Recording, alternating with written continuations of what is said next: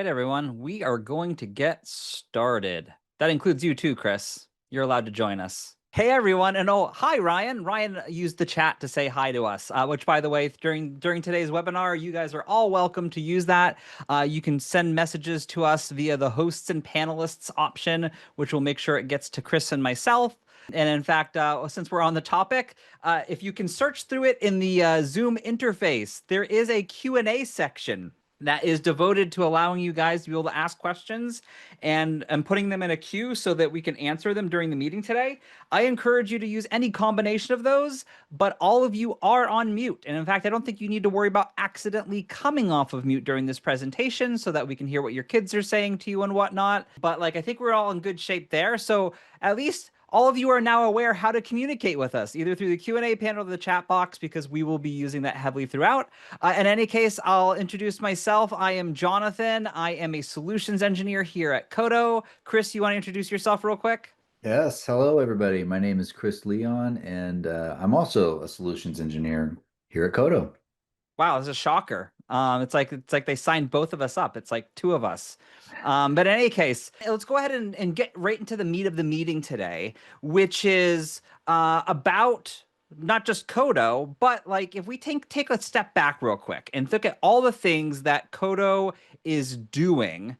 We actually have a variety of different products, solutions that are currently on the market. We have Kodo Gen, which fits inside of the CLI, or fits inside of your IDE. We have Kodo Command, which sits in your CLI, allows you to kind of generate code and whatnot. We have Kodo Merge, which does code reviews inside of your Git provider, whether it's whether it's GitHub or GitLab or Bitbucket or Garrett. And then we also have Kodo Aware, which is underlying technology, which is using large amounts of code base understanding. It kind of indexes your code base repositories, allows you to get significantly better answers with code gen, code reviews, and whatnot. In fact, it does some context engineering behind the scenes. Really cool tech. But in any case, I kind of give that to you guys as kind of a quick overview because in previous webinars, we try to rush through a lot of those things. Today, we're going to really focus in on a core use case that's a very popular nowadays for us, which is code reviews. And we're going to talk about how we use these different tools within the context of not just code generation, but more specifically code reviews and how that can help you in those different angles. In particular, one of the things that when we're talking to people out today in the industry, in fact, there was a good report recently by what's the name of that company? It's like a competitor to Linear B. It does they do developer productivity dashboards and so forth. Anyway, I can't remember the name of them off the top of my head. They did a white paper and they said they said that PR throughput is actually increasing 10 to 20% for a lot of engineering orgs nowadays because of AI helping with code gen and we're being more productive. And so you've got this increased throughput. And so as a result of that, we're focusing on code reviews today because that's the next big thing, right? Everybody's saying okay, now we've got too many PRs to review, too many lines of code to review, and how do we handle that? And so that's going to be a big premise behind today. So I'm going to stop sharing my screen for a moment, and I just want to take a step back. We're going to have a little bit of a group activity. It seems like some of you have found the chat box, which is great. And in fact, Chris, you can chime in too. But let's talk about the current state of code reviews. And in fact, I have my opinions. I work with a lot of customers, and they have kind of what they share and whatnot. But I'm kind of curious to hear when you create a PR, how long does it typically take you to get feedback on that PR? Usually by a human, but otherwise. I mean, and Chris, I'm curious to hear. By the way, Chris, one of his deep dark secrets while you guys type in thoughts into chat is that he was previously a software engineer as well as an engineering leader. And so I'm kind of curious. Maybe it was so long ago, it was the days before they had Git and PRs. I don't know. But what were your experiences like, Chris? Well, back in the horse and buggy days, when we had PRs, were brand new. No, I'm kidding. No, the amount of time it would take me as an engineering manager was usually some function of the number of meetings that I had that day and the number of side conversations and hijacked productivity that would take place from people just stopping by my office, getting pulled into this, that, and the other. bottom line is a lot of delays are created by me and because of me not being available. So you never knew. I'd always did my best to quickly turn it around with that day at least, which nowadays is like, man, that sounds like forever. It'd be very hard for me as an engineer to live with that. But yeah, usually took a long time because just being pulled in a lot of different directions. Fair enough. Fair enough. I think that, I mean, we have one person in chat here saying 2 hours to get a code review. That's pretty darn good, in my opinion. Like some of the organizations, I mean, we'll probably have like a wide variety of people in the audience today. Like some people I talk to, they're in a multinational organization. Their team is spread across the globe, and sometimes like when they're creating a PR, other people are asleep. And so like that could dramatically impact how soon they're getting like a code review and how long their code is sitting there doing nothing. Um, but then in addition to that, though, there's all these other aspects of code reviews today. I think actually Chris and you and I were talking a little bit earlier last week about this. And it seemed, I mean, in our experiences, like even code reviews can even differ a little bit depending on the who and the what and the all sort. I mean, you're nodding. I mean, what are some things that you see, Chris? Well, I would say we cannot get around it as human beings. I'll just say the sort of prejudice or the mentality of thinking about who the submitter was when we're the reviewer and we're thinking about who submitted the pull request. Um, it is hard to divorce the PR from the person that submitted it, and if it's a senior engineer, it's really hard to not have that bias to say, well, they're senior, they know the code. I probably don't need to spend as much time looking at this. And if Versus you're in a rush, or if I'm in a hurry and, it'll be fine if this person did it, but if that other person did it, oh, it's going to take me forever. They probably didn't think this, that, and the other. It's really hard to divorce yourself from that mentality and see them as just like a machine would. The machine doesn't care who wrote it. They don't yeah, care when it was submitted, and they're just going to get to it as quickly as possible, regardless of who the author was. it's true. It's true. In fact, I think that for some of us, like if you've ever been in front of a large PR, several hundred lines of code, that can also change things depending on whether it's a small PR, a big PR, or whatnot. I think you guys get the idea. I think that just like the complexities that go into things as a human nowadays with code reviews and whatnot, like we're trying to overcome a lot of those challenges through the usage of AI with code reviews. So I want to kind of walk you guys through what that looks like. And as we do so, drop questions into chat, drop your thoughts and feedback into it, and we will interact with you guys throughout. Let me go ahead and switch back to my browser window, and let's take a look at a code review. Now, one of the things that you're going to observe here, I happen to be using GitHub for this, but we do work with GitLab, Bitbucket, Garrett, as I mentioned earlier. We even have open source for Azure DevOps. If any of you are Azure DevOps, we're working on actually full-on support for Azure DevOps later this year, I believe. So in any case, let's talk a little bit about this. So I have a PR. In fact, I did kind of what a lot of us would do typically with a PR, which is I would drop in like a link to the Jira ticket or whatnot for context, for kind of like, hey, when the code reviewer comes along, 2 seconds ago they were working on some other code and now they're trying to get up to speed. One of those things that they can do to get up to speed is like, look at the ticket. What is the ticket about? In addition to that, the first thing that you'll observe here is when you create a PR, we actually trigger tools automatically. We have taught we can you can actually trigger tools automatically or manually, depending. And I want to talk about kind of the out of the box experience for Codo Merge. And one of those first things is what we call the describe tool.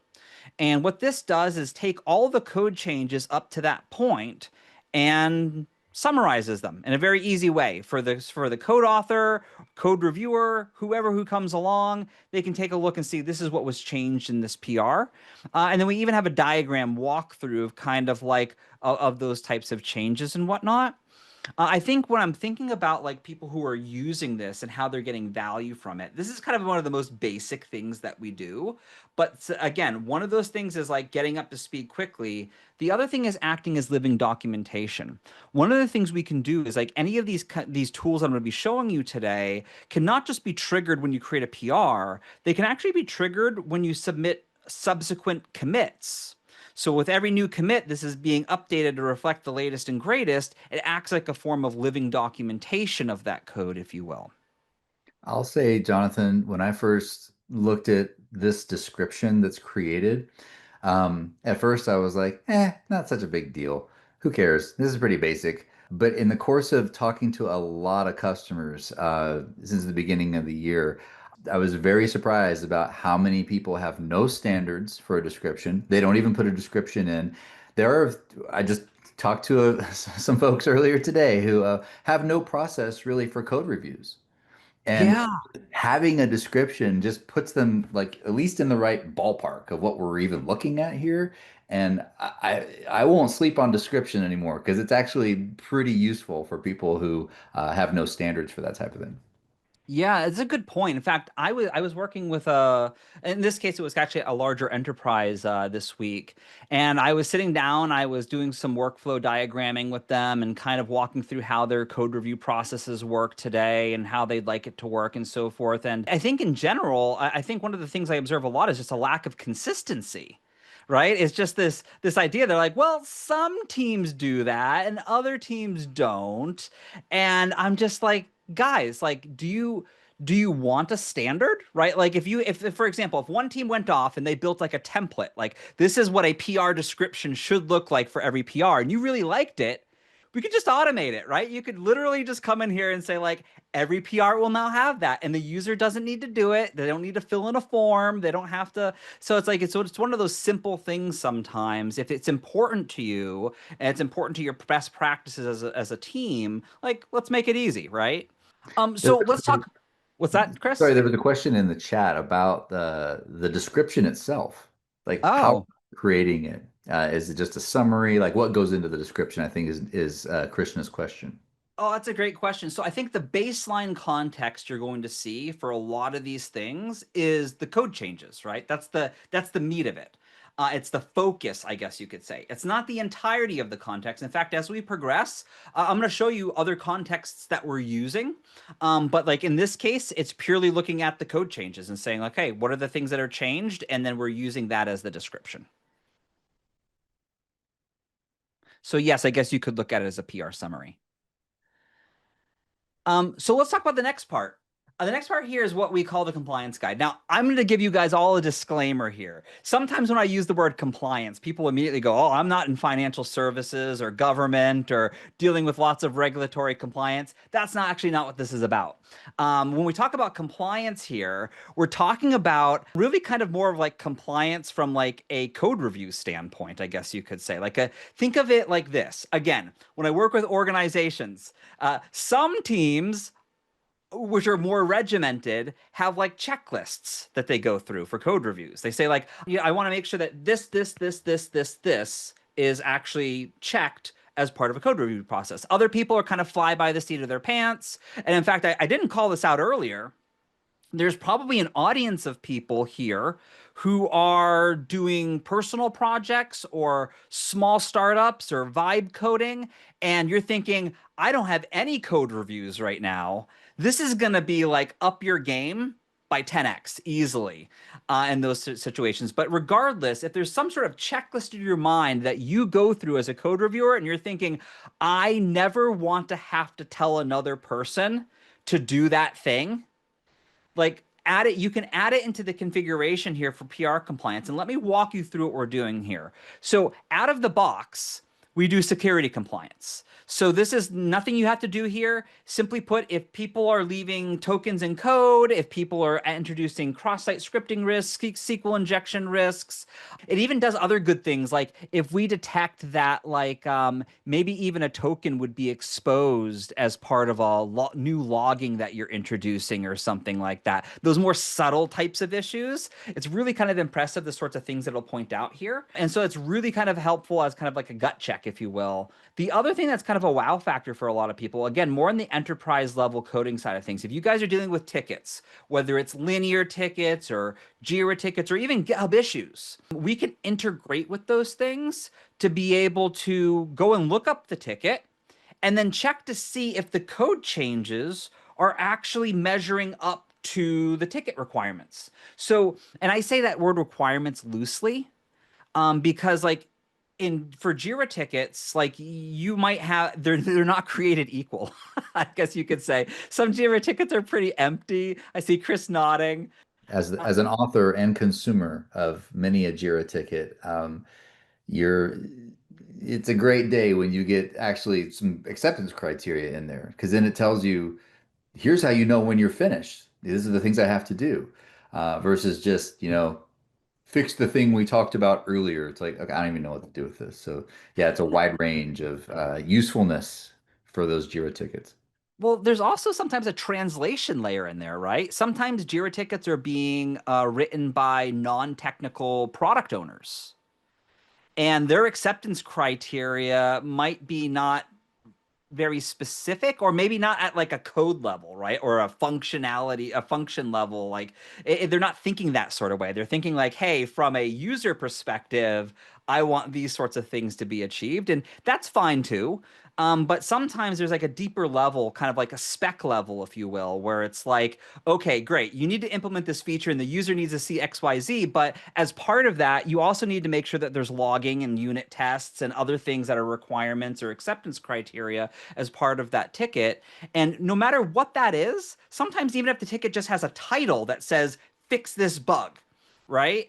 We are going to use whatever is available as context from that to be able to indicate whether or not we feel like the code changes are satisfying that thing. So if that ticket's really light, that's fine. We'll use whatever's thrown at us. And if there's nothing there to use, then I guess you're not losing out on anything, right? But for a lot of cases, for kind of measuring, like going back and forth and looking at what the ticket says versus what the code changes are and trying to validate the two meet, this saves a bucket load of time and is also oftentimes a wow factor for many of the people I work with.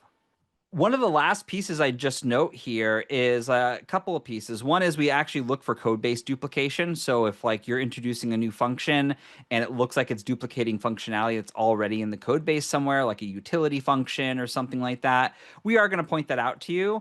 And then this last piece right here is what we call custom compliance. This is where you add in your own things. You can add it into the configuration. You can say like right here, I think Chris, you added this, I think, right? No PII in logs. Yep. Yep. I was looking for like something that's a little more not something that a linter would check or be able to Mm. detect. Something that's yeah, it's a little more it's a deeper kind of validation or I guess compliance. So yeah, I was looking for something like that in this example. So yeah, not a good thing that and I am guilty of putting things that I probably shouldn't be putting in logs and forgetting to take them out. And so, but either way, like, and by the way, there's lots of things that can get exposed in logs. I mean, it can be API tokens, it can be PII. I mean, the idea is like this is just another example of like how you guys want to do things, how you guys want to code things, your coding standards. You can include that here. There's another one here for error handling. Like, that you want all external API calls to have proper error handling. Great. Like, let's make sure that's a standard and that we're checking for those things as part of the code review. And I think while you could easily look at all of this compliance stuff and think to yourself, oh, great, I've automated some things that a code reviewer might do.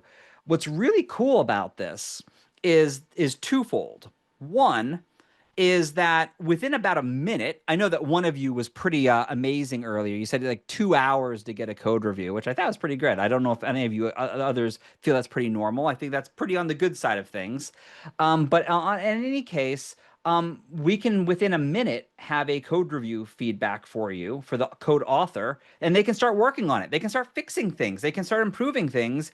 And then by the time a human code reviewer gets involved, a lot of that stuff has been taken care of. They don't need to like write up feedback or like and then have that person remediate it. It's like it's been taken care of in a lot of cases, and then they can just do the finishing touches as part of the code review. As the last part of this, which goes hand in hand, you've got this compliance kind of checklist, if you will, but then you've got the PR code suggestions. These are ways to make the code better. Now, there's a lot of different categories in here. You got your typical like bugs and issues sort of thing, but then you've got like performance things. Like, is there memory leaks, inefficient loops? Are there even like race condition type of things? Are there architectural concerns, code maintainability concerns? There's really kind of a lot of different things that can show up in here. And so let's kind of like walk through some examples together. One of these, by the way, I really like this. We have a new feature in here called high level, a new category, if you will. High level is kind of taking a step back, right? These are all like all these other ones are very like here's like the code and what we recommend you do to change the code sort of thing. High level is more like, let's take a step back. Let's look at kind of the design of the application. Let's look at the higher level details of like the code changes and give some feedback on that. And this is an interesting one, by the way. I hadn't seen this. I actually created this PR for this webinar, and I hadn't seen this one before. But in this case, and I can see it too, there's a misalignment between the PR and ticket objectives. And I've seen something similar before, by the way, like, but not quite like this, where like it was indicated there was scope creep.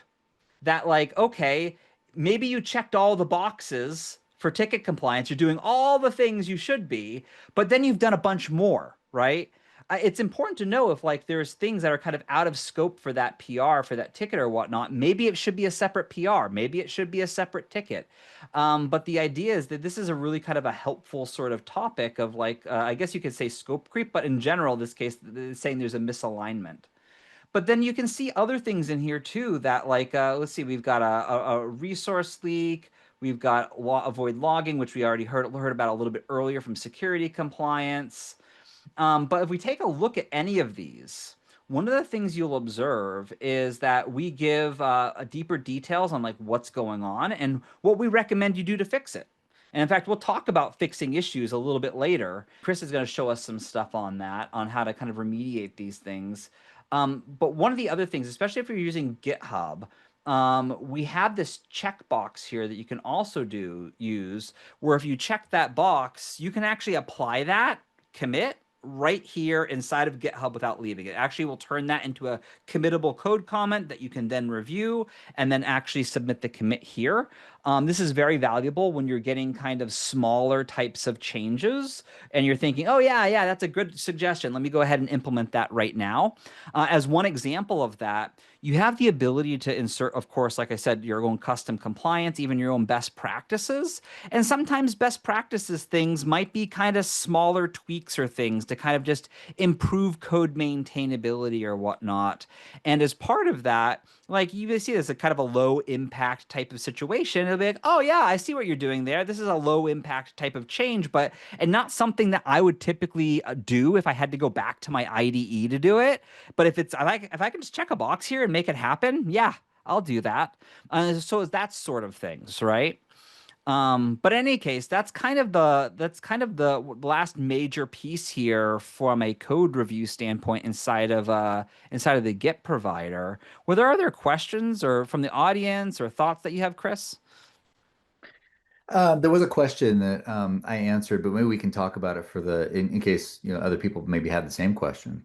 Yeah, please The do. question was about context awareness. We talk a lot about that at Qodo. Um, and back up in your compliance section there, JK, there was the Hmm. question about duplication or when it was checking for code-based duplication. Ah. The question was, does this default to just the current repo or how would we add or can you extend that to other external repos within your org? That's a great question. So in short, um, this is basically using that underlying technology I was talking about earlier called Qodo Aware. Qodo Aware indexes your Git repositories on a nightly basis, and we use that to be able to grab context. So in this particular case, the way it's set up right now, what it does is it actually looks beyond just the code changes and looks at the broader repository and finds if there's any sort of duplication scenarios. Now, in some cases, like you might be referring to in that question, you might have a situation where you're dealing with like a microservices architecture, many different applications that work together or in harmony with one another, and maybe they together work as a single functional unit.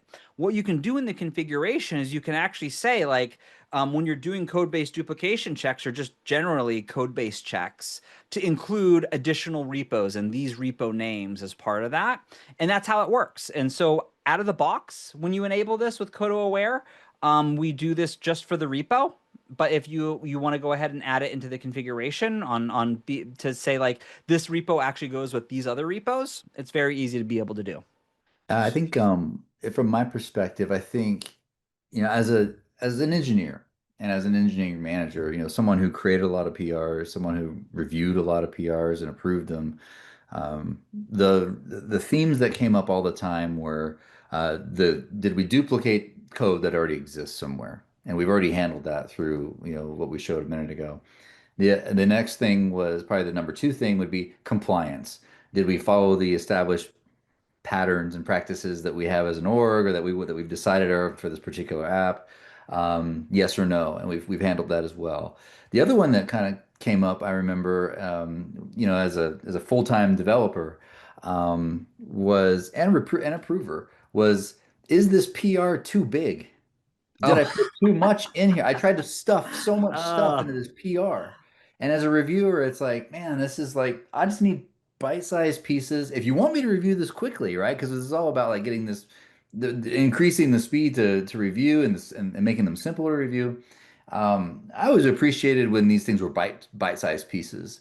Instead of the creator trying to submit so many things and push so many things into one PR.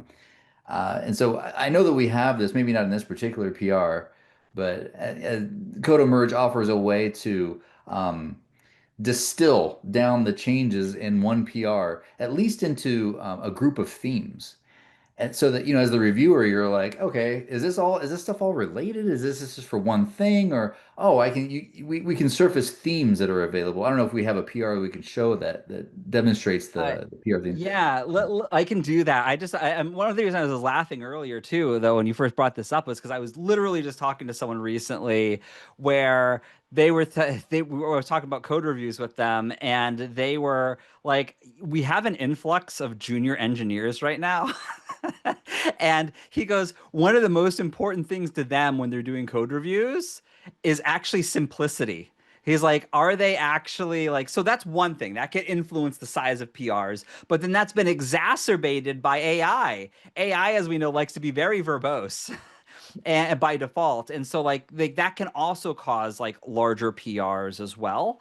And so yeah, in short, yes, we have a variety of tools. I'm just going to highlight something real quick. I'll drop. I don't know if you want to. Do we have a way to share a link in chat or otherwise, Chris? I don't know. But like, if you go to our documentation, Sure. we actually have a tools page here. And we have a variety of tools. I talked about describe, I talked about improve, we talked about compliance. There's another tool in here called review. And inside the review tool, I actually ran this a little bit earlier on this PR. Um, you can see here, it can actually help you to break up a PR into multiple themes. And so you see here, like there's three different sub themes. One is like logging right here. Another one's error handling. Another one's front end event handling. And as you expand these out, it actually shows you how to break it up. In fact, you'll see that there's the same file isn't listed twice in any of these. It basically says these two files go together, these two, and then these three, which that actually has a back end and two front end files. So you get the idea. Like if any of you are sitting in front of a PR review and you're thinking like, it's like 300 lines, 500 lines or more. This tool could, or if that's happening frequently in your org, this sort of a tool might be helpful to kind of make it easy for people to kind of like break those things up or figure out how to break that up into more manageable themes. Cause that could be a mentally taxing thing to actually think through like, okay, how would I break this up? Which files, what themes? This makes it really simple. Got a couple of questions in the chat. Just going to share the questions so everybody sees them if you haven't seen them. Is it free for individual users? Is Coda, I think the question is, how much does Coda cost for like a developer license or an individual user license? Yeah, so there is like if you go to our pricing page, we do have a developer license. I think it allows you for like 75 PRs a month as kind of a limit that we'll do with our product on the free tier. So feel free to give that a try. If it's not enough, then our pricing for like a Teams license or something like that's pretty manageable. So either way, feel free to give that a whirl. And you could even enable it on like open source projects or other things like that you guys might be a part of. So feel free to give that a try. The other question, one more question here for you, JK. The question is, does Qodo prevent conflicts between branches? Ooh. So I don't think so. I don't think that's something that's in scope of for what we do today. I think that we're purely looking at kind of like from a PR perspective, we're looking at kind of the delta between, and again, when you think about creating a PR, you're creating a PR that's basically saying, I'm comparing this branch to this branch. And we do very much the same type of thing. And so hopefully that answers your question. I don't, that's generally not something I think that's in scope for what we do today. So one last thing, and then I'm gonna turn it over to Chris. He's gonna show you some things on kind of like the remediation side of things, on kind of like bringing a lot of this stuff back to your computer for like fixing things, improving things, maybe even doing some code reviews before you create a PR. I'm sorry if I gave any spoilers away, Chris, but like the giving you guys all like a little teaser of what Chris is going to be up to in a moment. But in any case, the last thing I want to highlight is the customizability of this. This isn't meant to be like a training webinar, but I do want to kind of highlight to you guys like some of the things you can play around with. Everything that you see in here is highly customizable. While I kind of showed you the out of the box experience, let me give you some examples of some of the types of things that sometimes customers want to do when they're using the product. Like, for example, we have all of these code suggestions here in a kind of a tabular format. It's nice. It's small, it takes up very little vertical space. I can expand out the things that I want to look at and play with them. And it doesn't really take up, again, a lot of screen real estate to be able to do that. Some people, however, prefer inline code comments. Where like, hey, I want these feedback items to show up so that when I go into files changed, I want it to show up in line with the code. Great. What you can do is, as an example of this, and you don't need to memorize any of this, but just showing you kind of the flexibility here, I'm just going to go ahead and run. You can run commands ad hoc, like I want to run the improve command. I could run it right now. But like in addition to that, you can, without actually changing the underlying configuration settings, you can experiment. So let's experiment with this. So I'm going to go ahead in here and I'm going to go ahead and do like, let's do PR code suggestions dot. We're going to do committable code comments, and we're going to say that's true. And then we're going to go ahead and post a comment. And what you'll observe is when you run commands, is that like it's going to go ahead and give you a little eyes emoji, like that just popped up to indicate that it saw your post. And now it's going to go ahead and start working on that. And so it's the same thing with any of the other tools that I was showing you earlier in the documentation. If you wanted to experiment with them and try them out, it's very easy for you guys to just run each of them. They each have their own little slash command that you can run to trigger them. And then you can easily add configuration options right into the comment itself to be able to do different things. Another quick example of this, by the way, while we're waiting for that to complete, is that another example that I see sometimes is like people want to go ahead and like modify how describe works.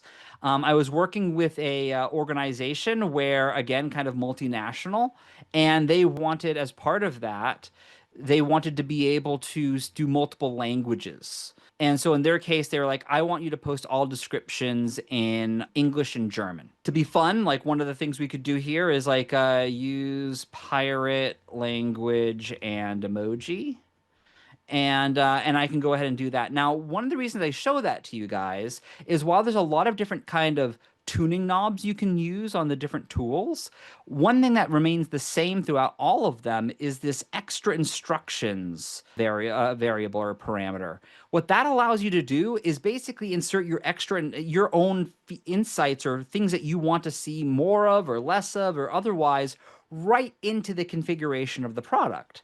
And so, like, I can now completely modify how certain things work by just simply using this extra instructions parameter, which is just an open text field for being able to do that. And so, if we take a look at some of the changes that have happened here, if I go ahead and like take a refresh and scroll up, let's see, do we have the inline code comments? Did I fail? Did I type in? I think I might have typed in the parameter incorrectly. I don't know. Um, I'm not sure. I think it may have done it down below. Did it did create it? it?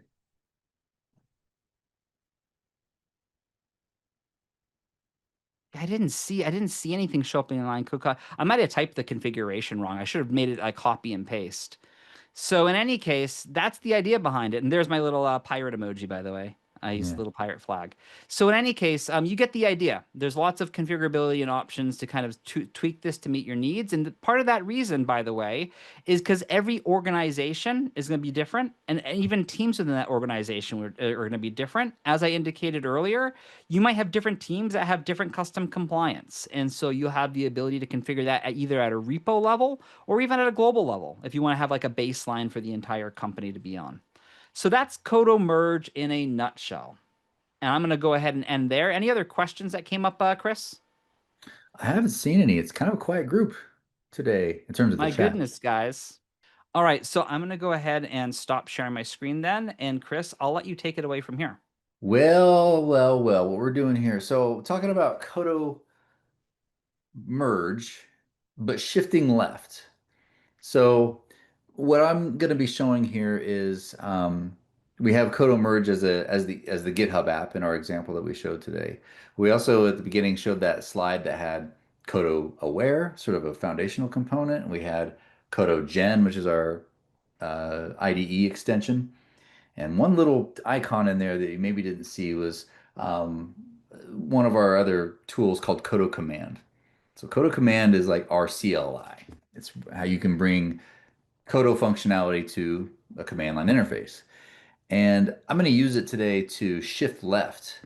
But as I was thinking about how to prepare this, I thought, well, why do people shift left anyway? It's such a, we say it all the time. Oh, we got to shift left, bro. I'm like, well, why even shift left? Well, the reason why I would want to shift left, and I think as I want my teams to shift left, and why my boss wants me to shift left, is because the further right that problems go, the more expensive they become and harder to solve later. They get deeper into the flow of, like I say, like an SDLC, but they're also more they become more permanent in the code. They're harder to change later and they're more expensive. So shifting left is a good way to filter out and get a head start on things that might be troublesome or maybe troublesome later before we even submit it. But that's one reason. But for me, one of the big reasons is just to avoid embarrassment because I'm always that guy that would submit silly things or forget silly things because I didn't actually do the shift left and check things thoroughly before I submitted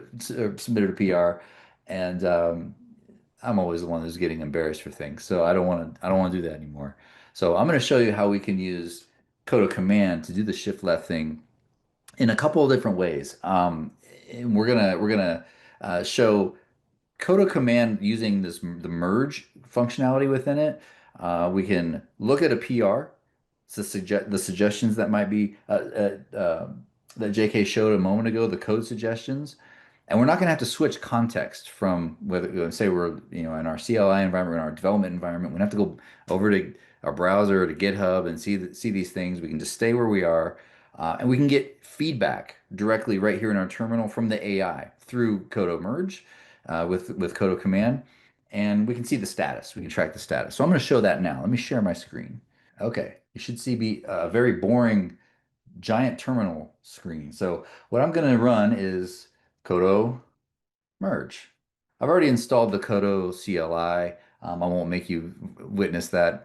There's nothing really all that exciting about it, setting it up, configuring. Although to say it is really easy to do. It's just an npm command. You can install it and you're up and running after you log in. And now I'm going to run merge. And I'm already in the directory I'm in the folder, the repo that JK was using in his examples. And so you can see I've got this PR number 46 that came up because it knows that I'm in this branch, and that is the most recent PR. So it pulls this up, and now I can interact with this list of the code suggestions. These probably look familiar from when JK was showing those previously in his part of the demo, the list of code suggestions. So there's some of those best practices ones. There's a category to these things. This could be a possible issue. This is and with an impact for each of these. So if I want to drill into these, I can. Let's just take a look at this one. Um, Restore strict input validation. Okay, cool. So over here you can see a little description. It's telling me the file involved, and I'll click D, type D to view it. So now I've got this sort of diff view. I can do a side-by-side view that shows a before and after if I go ahead and take the suggestion, and I can interact with this thing. So it's giving me an environment that I'm familiar with. I don't have to context switch. I'm right here reviewing this PR. And if I want to take this to another level, I could actually do a chat.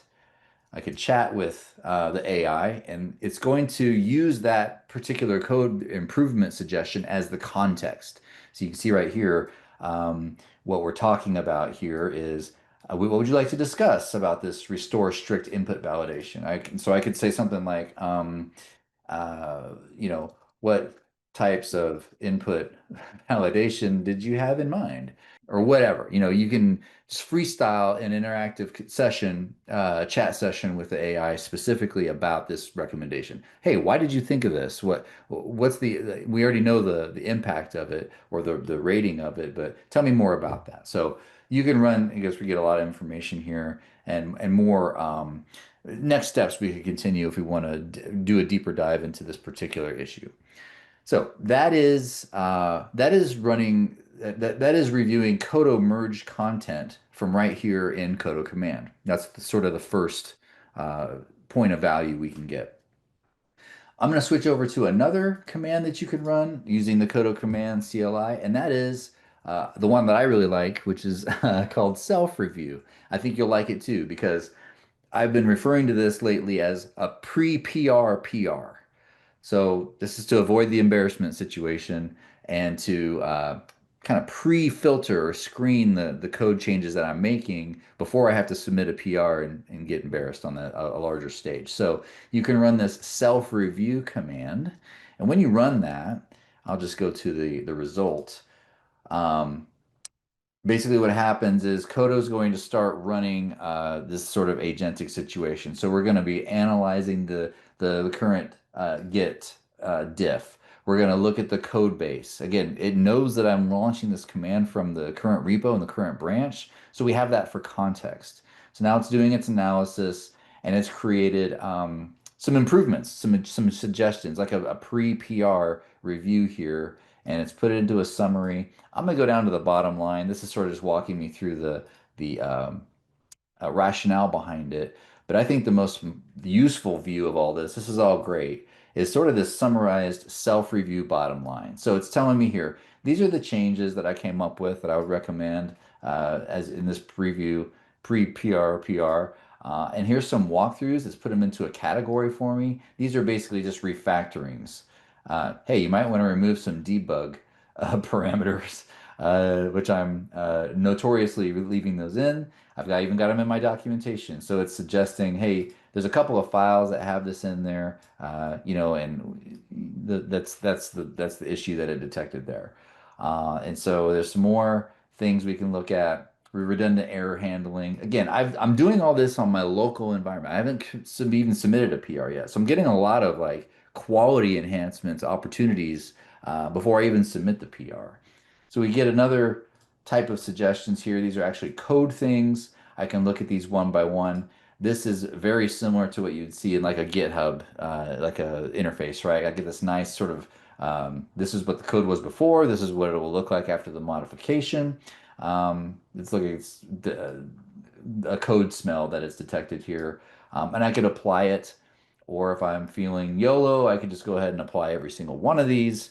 And I would never do that. I would go through each of these one at a time in this example. But you get the idea. So we're ensuring that before you create the PR, Think of it as a sanity check or of a pre PR that we can generate using Codo command. And that's just one sort of aspect of Codo command. It's really there's you can interact with the AI via chat.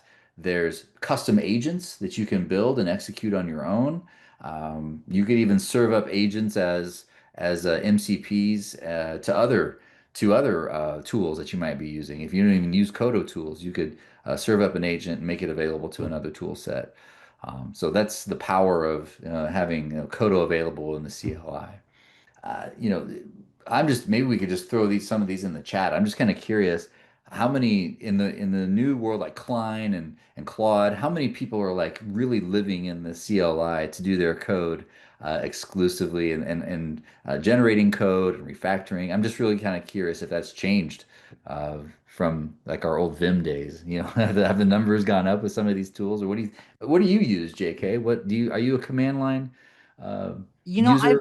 I've gone back and forth, right? So like of course like, in the early days it was just Copilot and now there's like a billion people out there. There's Cursor and there's Codo and there's everything's that. And I started kind of like the IDE side of things and then like now the big craze is all like like the CLI based technologies like Claude Code's a really popular one right now. Codo CLI Codo command here is great. But like there's just yeah, it's just I kind of go back and forth. It depends. I think one of the things I really like about Codo Command in particular is that it has both the CLI as well as the UI base, right? Like if I want to open this like what you're doing right now as a UI and chat with it there, sometimes I prefer that. I mean, I guess maybe I'm very fickle. Maybe I need to kind of get with the program and decide what I like and what I don't like. There's a couple of questions here. So one is, do we use code for model training, selling the data, things like that? So if you are using our free tier, I believe the terms, and again, I'm not a lawyer, so don't quote me on this, but I believe the free terms indicate that like model training and things like that on data on like developer licenses is free game. And I think that's pretty standard across the industry, across different AI tools, is like if you're just using one of their free tiers, like that's kind of par for the course. If you're on an evaluation license or a paid license or whatnot, we have absolutely zero model training, and the AI vendors we work with have zero data retention. We have a limited amount of data retention right now, which is 48 hours of data retention, and that's just in the form of logging. So, like if you had an issue or a support issue and you sent a support ticket to us, we have 48 hours of logging to work with, and that's purely just for support purposes. There's another question here that that someone asked, which is like regarding, they say they actually have a subscription to Codo and they're like, hey, do I have access to Codo Merge? And does it work with GitLab? How do I do that?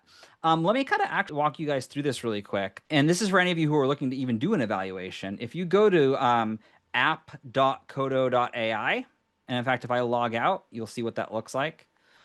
You'll come here and you can log in with your work email address, or if you have a Google account or GitHub account, however you want to log in, go ahead and do that. Like we're going to go ahead and log in here and continue. And when you get in here, you're going to see like connect this Codo merge to your repositories. And so as part of that, you click set up Git provider and it'll take you to wherever you need to go. In the case of GitLab, it actually takes you directly to the documentation. So if you click on that, it'll take you right to the documentation for configuring the webhooks for GitLab. In the case of Bitbucket and GitHub, it's really easy. We actually have apps for each of those. And then you can just go there to be able to configure them accordingly. So it's the key is app.codo.ai, log in. If you don't have an account, it'll create an account for you, and then everything else that you need to do to get started, whether it's the IDE side of things, whether it's a Jira integration, whether it's whatever that might be, it should be able to guide you through that. Whatever we got. How is Codo different from Windsurf IDE? Oh, so we're getting into the realm of like the windsurfs and the cursors and the things like that. So I think that one of the big things there is that, of course, we're pretty focused on code reviews in general. But as you saw, like Qodo command and even our IDE extensions can do code generation. I think that like when you think about where we kind of differentiate, there's a couple of key ways that stand out to me. One is from a technological standpoint, the code base indexing that we do is very sophisticated through Qodo Aware, and that helps across the board. Whether you're doing code generation, code reviews, you want to ask a question. This is a great example, by the way. I was using Qodo Aware internally recently. I was encountering a timeout in one of our products. I was actually not only that, but I'd done it a few times, and I was like, it's very consistent at like 3 minutes or 180 seconds. And I went to our one of our teams. I'm like, do you guys have like a 3 minute timeout somewhere? And they're like, no, we don't. No time. And I went to, and they said, well, let's check with the backend team. And they checked with the backend team. Nope, no timeouts here. And I was like, then I went to Qodo Aware. Qodo Aware, which had awareness of our entire, like all of our repos and whatnot. And I went to it and I asked, where on earth, here's the situation, where on earth is there a 180-second timeout in our code base? And it was actually in the infrastructure as code. And I went out to the DevOps team, like, guys, do you happen to have a 3 minute timeout on something? They're like, yeah, we do. And that was the solution. So think about that in the many different contexts that you guys have, right? Think about like, I'm trying to understand if I refactor this one piece, what are all the downstream impacts of that?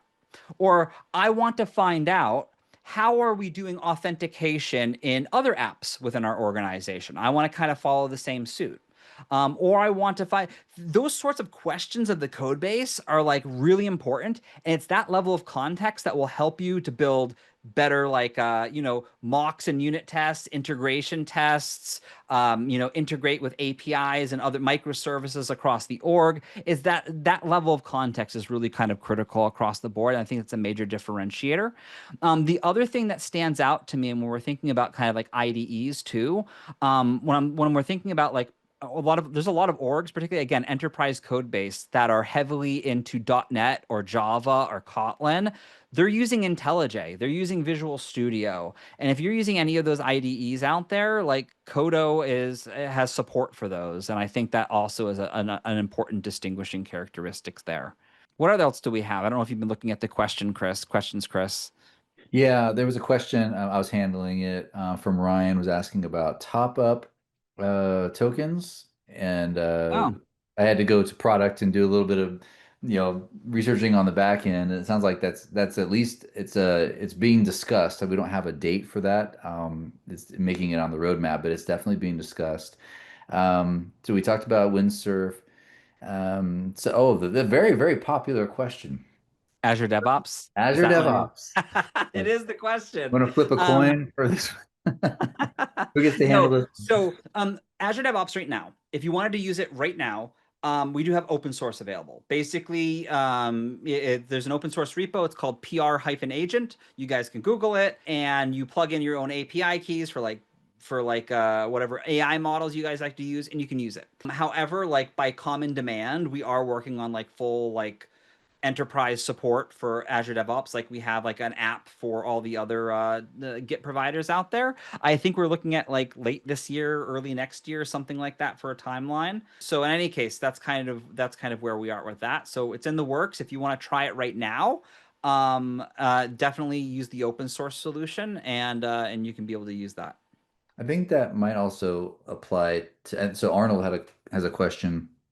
When it comes to the pricing, and one would really just want to use Codo merge, do I need to pay the same amount of per user cost as I have in my GitHub organization? So in other words, I think you're asking Arnold, um, if I'm just using Codo merge, do I still have to pay? Is it per user? Is the licensing per Oh, user? it is. It's basically what it comes down to is you really only need to license people who are who would actually be creating PRs and getting automatic code reviews done on their PRs.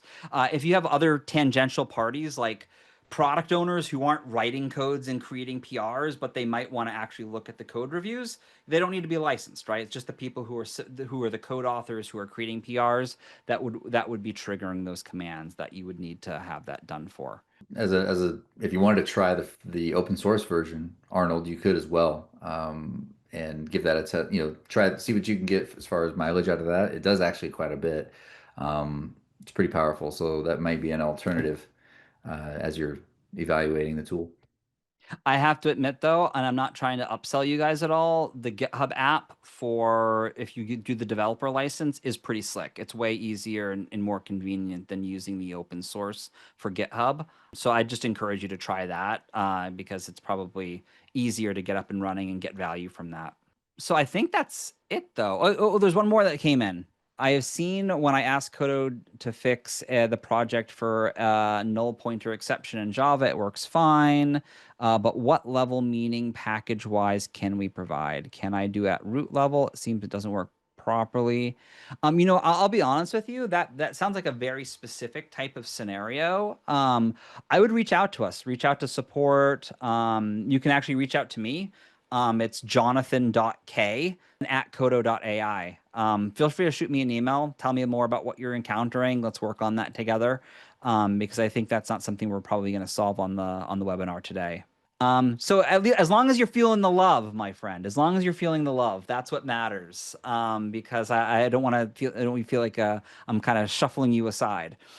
In any case, I think that's it. I think that's all of the questions. Hopefully, no one is feeling shunned. Hopefully, there's no one that got neglected. And I hope that you got value from today. I look forward to each of you. Go to app.coda.ai, do an evaluation, or if you have specific security requirements for your deployment and you want to reach out to us, feel free to do that. We're happy to work on that. Everything we've been doing today, talking about, is very SaaS focused. But for those of you who might require more sophisticated deployments or even on-prem, those options are available, and we're happy to work with you guys on that. There's one last question. Are we making the recording available? Oh, of course. If you subscribe to our YouTube channel, actually, you don't need to subscribe to it. It's just the easiest way to get notified. But if you go to the Qodo YouTube channel, if you don't subscribe, probably just check it within the next 24 hours. It'll be the newest video listed there. I think we probably also do send out emails to participants after the fact. I'll have to double check on that. But I'm on the solution engineering side, not on the marketing side. So the marketing people will be the people that show you the love there. So. All right. Anyway, guys, hopefully this has been helpful, makes your lives easier. And I wish you all the best as you continue through the remainder of your week. Enjoy. Awesome. Thanks, guys.